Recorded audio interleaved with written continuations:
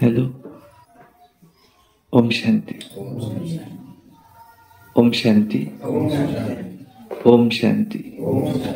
आज अव्यक्त वाणी है 3/11/2024। रिवाइज मुरली है 15/10/2002। ब्राह्मण जीवन का आधार क्या है? प्यूरिटी की रॉयल्टी।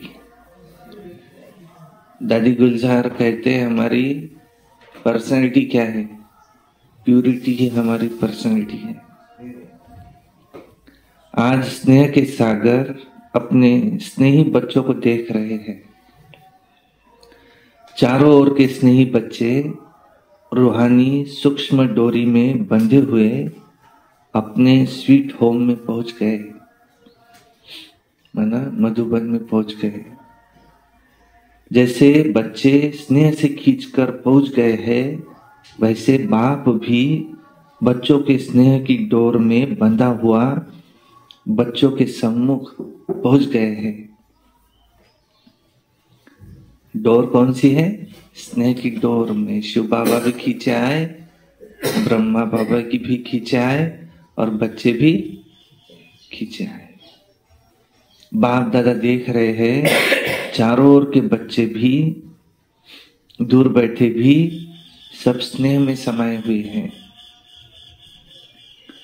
सम्मुख के बच्चों को भी देख रहे हैं और दूर बैठे हुए बच्चों को भी देख करके बाप दादा हर्षित हो रहे हैं।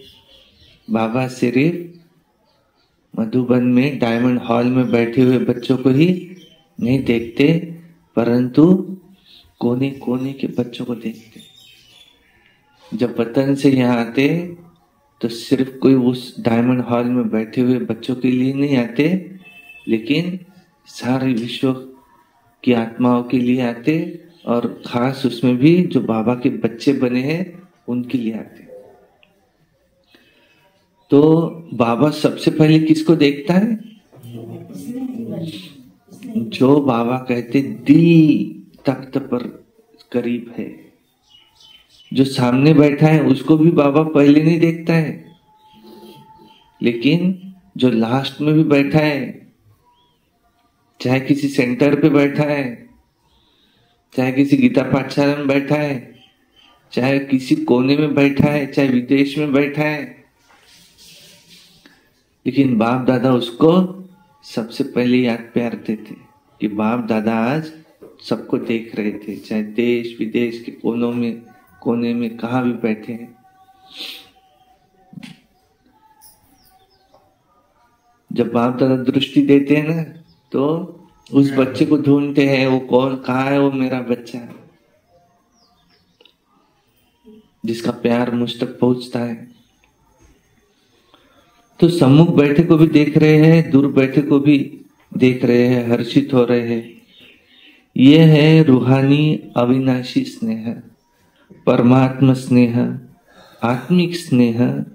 सारे कल्प में यह भी अनुभव कर रहे हो, बाकी तो सारे कल्प में भी ये अनुभव नहीं कर सकेंगे भगवान का स्नेह।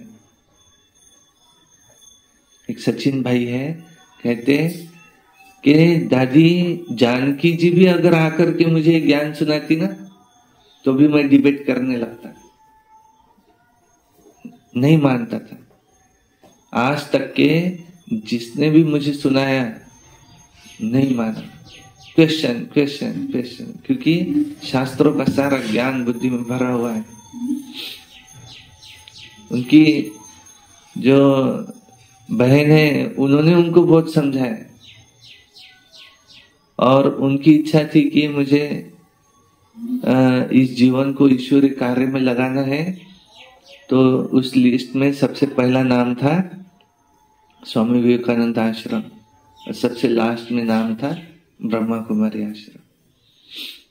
तो अवतरण में गए, कहते पहला ही अवतरण और सिर्फ आंखों से आंसू बह रहे। और जिसको जिसको मैं मानता हूं सब मेरे आजू बाजू घूम रहे, कह रहे तू जिसको ढूंढ रहा है यही है, ये है। और वो मुरली मैंने सुनी नहीं, कहते उस दिन की मुझे कुछ याद नहीं, बस वो शक्ति, वो अनुभव कर रहा। और मैंने उसके बाद में भी दोबारा वो मुरली कभी पढ़ी नहीं, क्योंकि मुझे वो पढ़ने की हिम्मत ही नहीं होती कि अगर मैं पढ़ लूं तो न जाने क्या हो जाए, ऐसा उनका अनुभव है। तो बाबा जब परम धाम से आते हॉल में, तो वो वाइब्रेशन, वो बहुत डिवाइन अलग ही वाइब्रेशन है। और बाबा सबको देख रहे हैं। बाबा के पास जो टीवी है ना, वो इतना बड़ा है, बाबा का दिल तक तो कहते इतना बड़ा है कि सब आत्माएं उसमें समा सकती है। तो बाप दादा हर एक बच्चे में क्या देखते हैं, कह रहे हैं उसकी पवित्रता की रॉयल्टी देखते हैं। ब्राह्मण जीवन की रॉयल्टी है ही पवित्रता। तुम्हारी संपत्ति कौन सी है? प्यूरिटी।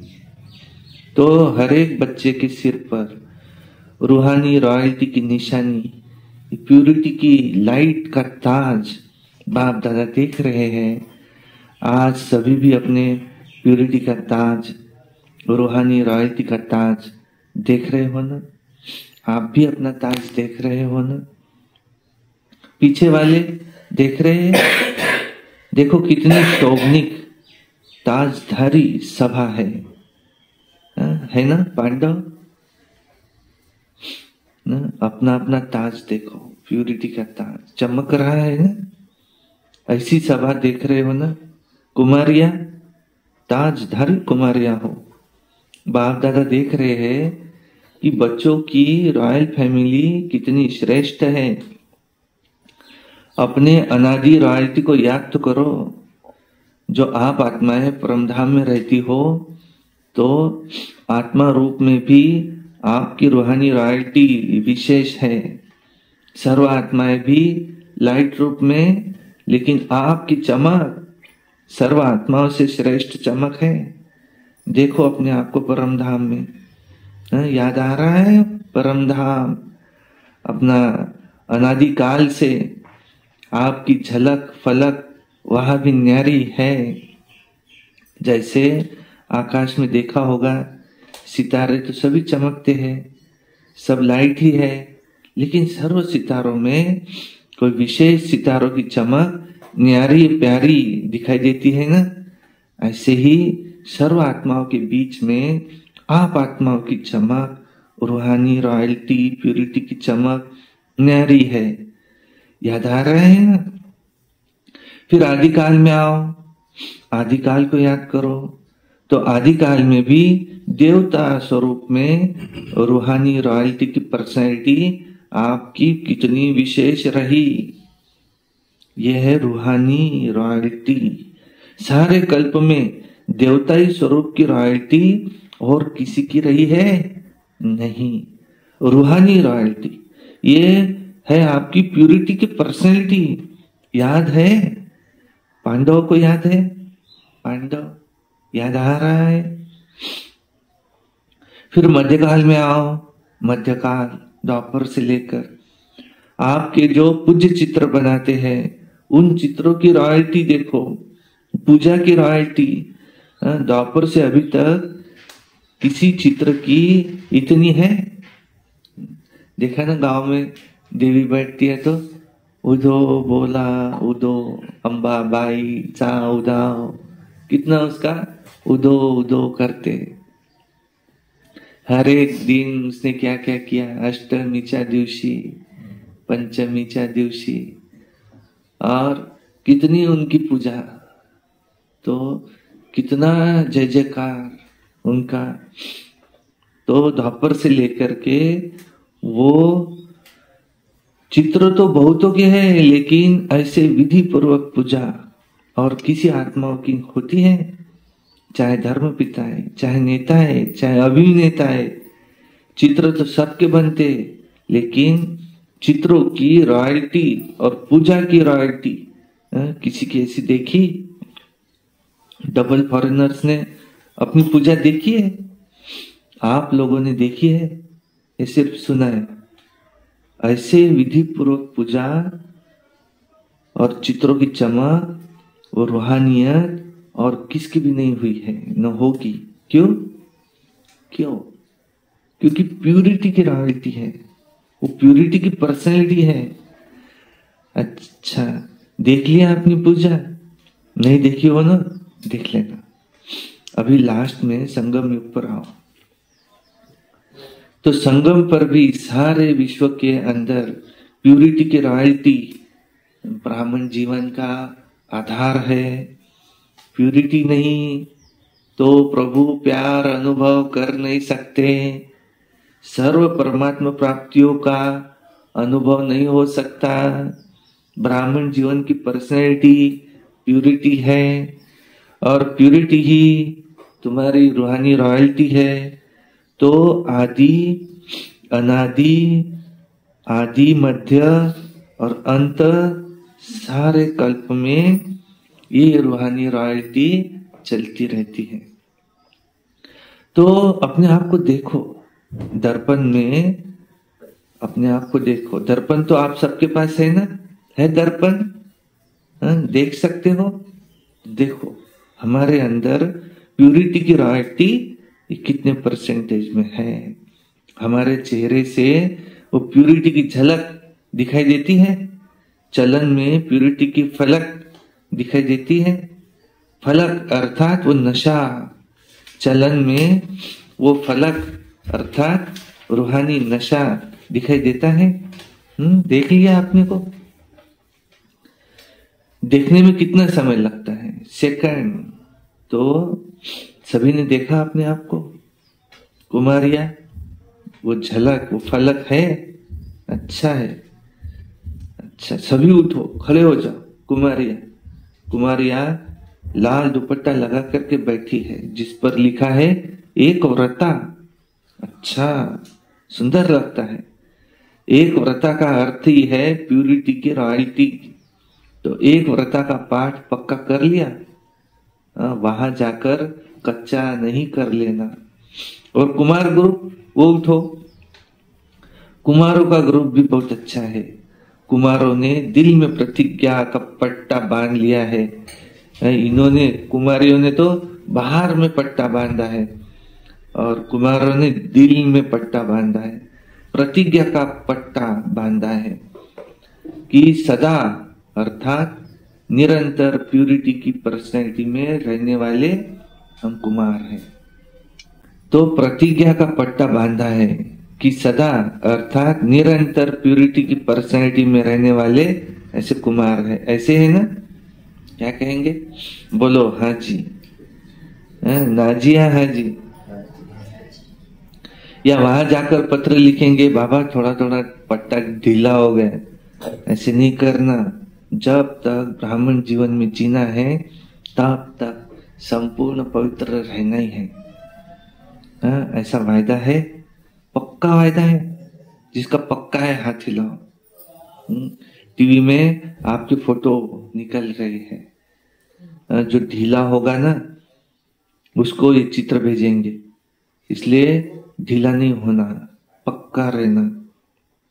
हाँ पक्के हैं पांडव, तो पक्के होते हैं, पक्के पांडव। बहुत अच्छा। तो प्यूरिटी की वृत्ति क्या है? वो है सर्व के लिए शुभ भावना, शुभ कामना। कोई कैसा भी हो, लेकिन पवित्र वृत्ति अर्थात शुभ भावना, शुभ कामना और पवित्र दृष्टि अर्थात सदा हर एक को आत्मिक रूप से देखना व फरिश्ता रूप में देखना हर एक को। तो वृत्ति, दृष्टि, और तीसरा है कृति। तो कृति अर्थात कर्म में, तो कर्म में भी सदा हर आत्मा को सुख देना, सुख लेना। तो यह है प्यूरिटी की निशानी। तो वृत्ति, दृष्टि और कृति तीनों में ये धारणा हो। कोई क्या भी करता, कोई दुख भी देता, इंसल्ट करता, लेकिन हमारा कर्तव्य क्या है? क्या दुख देने वाले को हमें फॉलो करना है या बाप दादा ने जो कहा है उसको हमें फॉलो करना है? कहते फॉलो फादर। तो ब्रह्मा बाप ने किसी को दुख दिया व सुख दिया, सर्व को सुख दिया ना। तो आप कौन हो? मास्टर ब्रह्मा। मैं कौन? मास्टर ब्रह्मा अर्थात ब्राह्मण आत्मा। मास्टर ब्रह्मा अर्थात ब्राह्मण आत्मा को क्या करना है? कोई दुख देवे तो आप क्या करेंगे? दुख देंगे? नहीं देंगे। और कितना भी दुख देवे तो, बहुत दुख देवे तो भी, बहुत गाली देवे, बहुत इंसल्ट करे तो थोड़ा तो फील करेंगे कि नहीं करेंगे? कुमारियां फील करेंगी थोड़ा। तो फॉलो फादर, ये सोचो मेरा कर्तव्य क्या है। उसका कर्तव्य देख, अपना कर्तव्य नहीं भूलो। वो गाली दे रहा है, आप सहनशील की देवी हो, सहनशील देव बन जाओ। आपकी सहनशीलता से गाली देने वाले भी आपको गले लगाएंगे। सहनशीलता में इतनी शक्ति है, लेकिन थोड़ा समय सहन करना ही पड़ता है। तो सहनशीलता के देव व देविया हो ना, हो तो सदा यही स्मृति रखो, मैं सहनशील का देवता हूं, मैं सहनशीलता की देवी हूं। तो देवता अर्थात देने वाला दाता। कोई आपको गाली देता है, रिस्पेक्ट नहीं करता है, तो किचड़ा है ना, अच्छी चीज है वह किचड़ा है, तो आप लेते क्यों हो? किचड़ा लिया जाता है क्या? कोई आपको किचड़ा देवे तो आप लेंगे क्या? नहीं लेंगे ना। तो रिस्पेक्ट नहीं करता, इंसल्ट करता, गाली देता, आपको डिस्टर्ब करता, तो उसने क्या दिया? ये क्या है? अच्छी चीज है क्या? फिर आप लेते क्यों हो? थोड़ा थोड़ा तो ले लेते हो, पीछे फिर सोचते हो नहीं लेना था, अभी लेना ही नहीं। तो लेना अर्थात मन में धारण करना, फील करना। तो अपने अनादिकाल, आदिकाल, मध्यकाल, संगम काल, सारे कल्प के वो प्यूरिटी की रॉयल्टी, पर्सनैलिटी, उसको याद करो। कोई आपको क्या भी दे, लेकिन आपकी पर्सनैलिटी को कोई छीन नहीं सकता। ये रूहानी नशा आपको है ना। और डबल फॉरेनर को डबल नशा है, डबल नशा है ना। सब बात का डबल नशा, प्यूरिटी का भी डबल नशा, सहनशील देवी देवता बनने का भी डबल नशा है ना, डबल। तो सिर्फ अमर रहना, अमर भव का वरदान कभी नहीं भूलना। अच्छा, जो प्रवृत्ति वाले हैं अर्थात जो युगल है, वैसे सिंगल रहते, लेकिन कहने में युगल आता, वो उठो खड़े हो जाओ। अच्छा, युगल तो बहुत है, कुमार कुमारियां तो थोड़े हैं, कुमारों से तो युगल बहुत है। तो युगल मूर्त बाप दादा ने आप सबको प्रवृत्ति में रहने के लिए डायरेक्शन क्यों दिया है? आपको युगल रहने की छुट्टी क्यों दी है? प्रवृत्ति में रहने की छुट्टी क्यों दी है जानते हो? क्योंकि युगल रूप में रहते इन महामंडलेश्वर को पांव में झुकाना है। है इतनी हिम्मत? वो लोग कहते हैं ना कि साथ रहते पवित्र रहना मुश्किल है, और आप क्या कहते हो? मुश्किल है या सहज है? क्या कहते? बहुत सहज है। अच्छा, पक्का? या कभी इजी कभी लेजी? इसलिए बाप दादा ने ड्रामानुसार आप सबको दुनिया के आगे, विश्व के आगे एग्जाम्पल बनाया है चैलेंज करने के लिए। तो प्रवृत्ति में रहते भी निवृत्त, अपवित्रता से निवृत्त रह सकते हो। तो चैलेंज करने वाले हो ना, सभी चैलेंज करने वाले हो। थोड़ा थोड़ा डरते तो नहीं हो? चैलेंज तो करे लेकिन पता नहीं क्या होगा।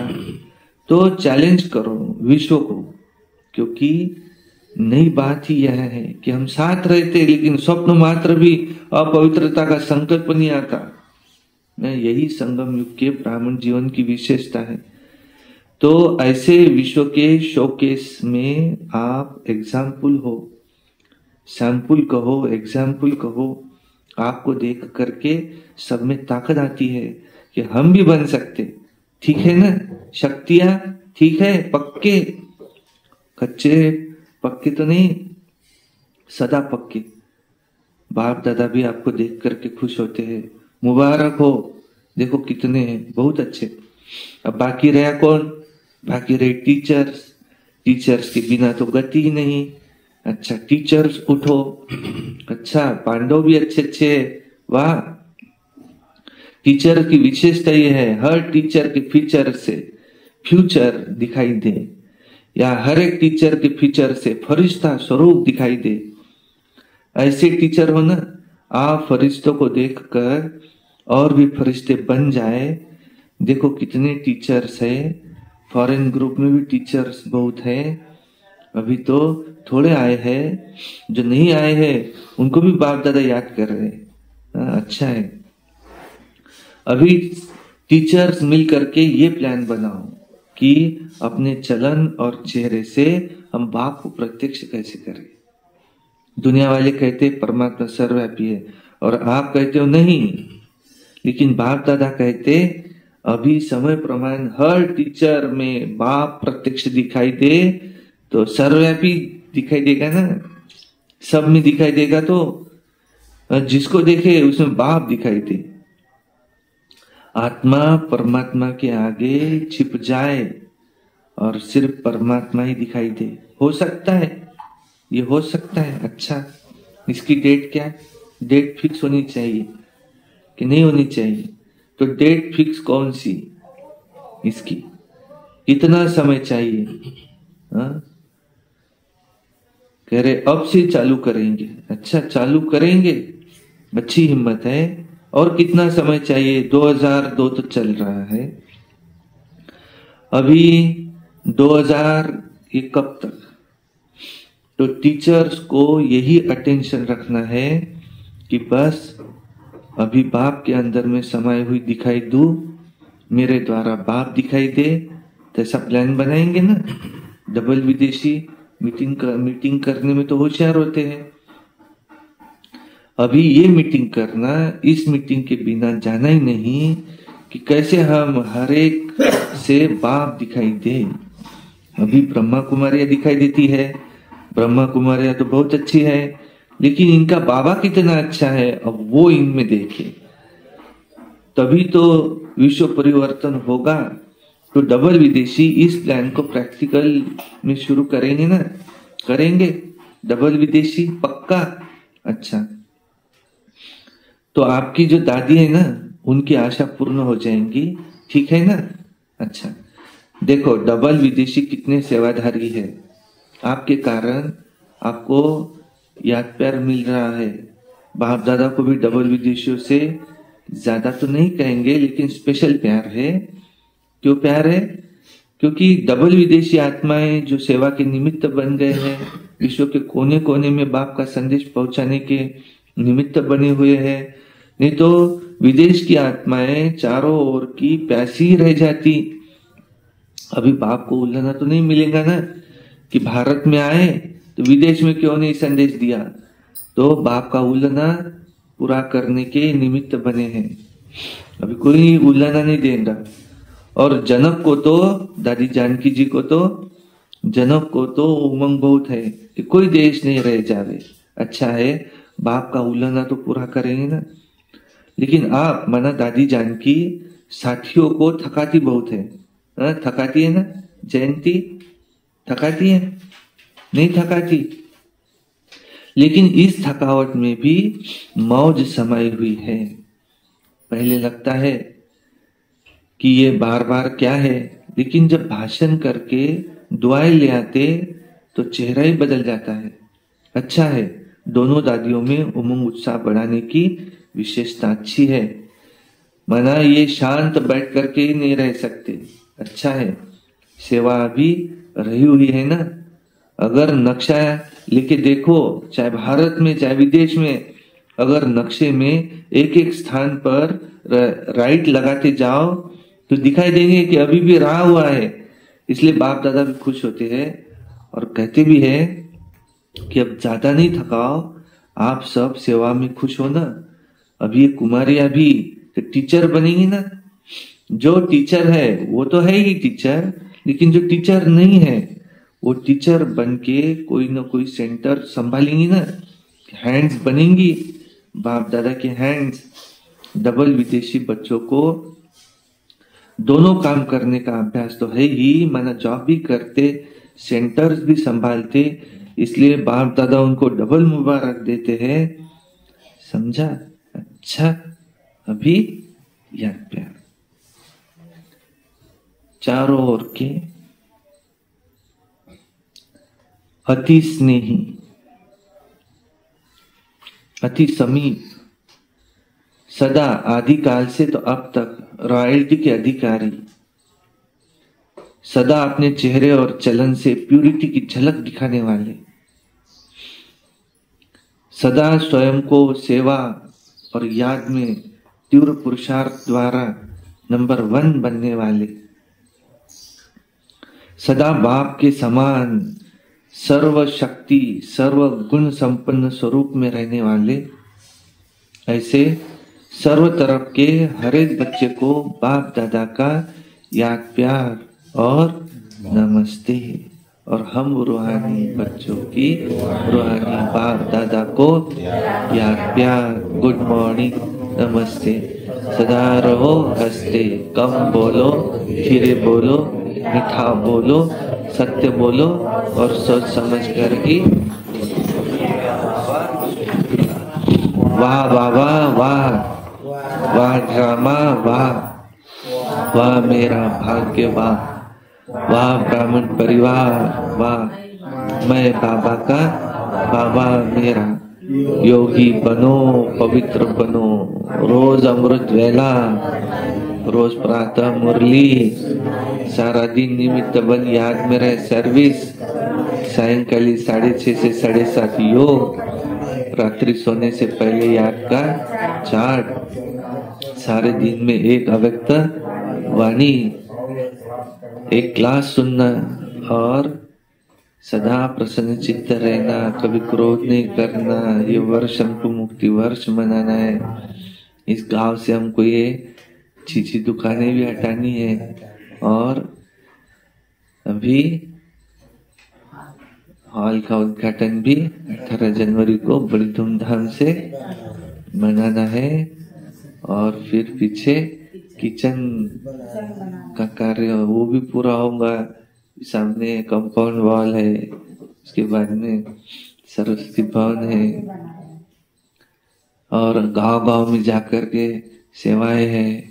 सबको संदेश देना है, कोई उल्लना न रह जाए, जैसे फॉरेन में उल्लना न रह जाए, इधर भी कोई उल्लना न रह जाए कि भगवान आया और आप लोगों ने तो हमको बताया ही नहीं। आपकी ड्यूटी थी, आपको मिला तो हमको भी बताना था। वो यही कहे कि हमको पता था वह हम नहीं आए। विदेश की मुख्य टीचर्स बहनों से सभी ने सेवा के प्लान अच्छे अच्छे बनाए हैं ना, क्योंकि सेवा समाप्त हो तब तो आपका राज्य आए। तो सेवा का साधन भी आवश्यक है, लेकिन मनसा भी हो और साथ में वाचा भी हो, ये साथ साथ हो। तो सेवा और स्वोन्नति दोनों ही साथ हो, ऐसी सेवा सफलता को समीप लाती है। तो सेवा के निमित्त तो हो ही, और सभी अपने अपने स्थान पर सेवा अच्छी कर रहे हो। बाकी अभी जो काम दिया है उसका प्लान बनाओ। उसके लिए क्या क्या स्वयं में व सेवा में वृद्धि चाहिए, एडिशन चाहिए, वो प्लान बनाओ। बाकी बाप दादा सेवाधारियों को देख करके खुश तो होते ही है। सभी अच्छे सेवा केंद्र उन्नति को पा रहे हैं। उन्नति है ना, अच्छा है, अच्छा हो रहा है ना, हो रहा है, होता रहेगा। अभी सिर्फ जो अलग अलग बिखरे हुए हैं उसको संगठित करके उन्हों को पक्का करो। प्रैक्टिकल सबूत सबके आगे दिखाओ। चाहे कोई भी सेवा कर रहे हो, भिन्न भिन्न प्लान्स बनाते हो, कर भी रहे हो, अच्छे चल भी रहे हैं, अभी उन सभी का ग्रुप एक सामने लाओ, जो सेवा का सबूत सारे ब्राह्मण परिवार के सामने आ जाए। ठीक है, बाकी सभी अच्छे हो, अच्छे ते अच्छे हो। अच्छा, ओम शांति। वरदान। 3 स्मृतियों के तिलक द्वारा श्रेष्ठ स्थिति बनाने वाले अचल अडोल भव। 3 स्मृतियां बाप दादा ने सभी बच्चों को 3 स्मृतियों का तिलक दिया है। एक स्व की स्मृति, दूसरा फिर बाप की स्मृति, और तीसरा श्रेष्ठ कर्म के लिए ड्रामा की स्मृति। जिन्हें ये तीनों स्मृतियां सदा याद है, उनकी स्थिति भी श्रेष्ठ है। आत्मा की स्मृति के साथ बाप की स्मृति और बाप के साथ ड्रामा की स्मृति अति आवश्यक है, क्योंकि कर्म में अगर ड्रामा का ज्ञान है तो नीचे ऊपर नहीं होंगे। जो भी भिन्न भिन्न परिस्थितियां आती है उसमें ड्रामा का ज्ञान है तो अचल अडोल रहेंगे। अच्छा, स्लोगन है, दृष्टि को अलौकिक, मन को शीतल और बुद्धि को रहमदिल बनाओ। दृष्टि को अलौकिक, मन को शीतल और बुद्धि को रहमदिल बनाओ। अच्छा, ओम शांति शांति।